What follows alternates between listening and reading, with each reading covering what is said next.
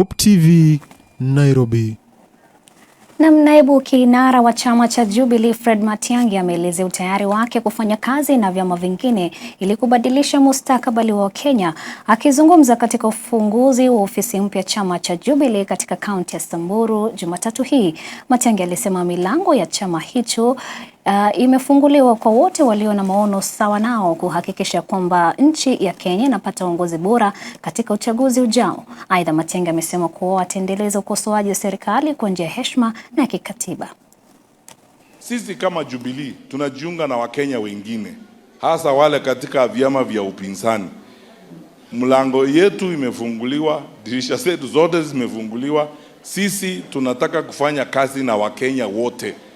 Bora tu nia yao iwe kama nia yetu ya kuhakikisha kwamba tunaleta maendeleo kwa wananchi, tunadumisha amani, tunajenga nchi yetu. Hakuna mtu atatujengea nchi yetu kutoka nje ya nchi hii. Ni sisi tu tunaweza kujifanyia hii kazi ya kujenga taifa letu.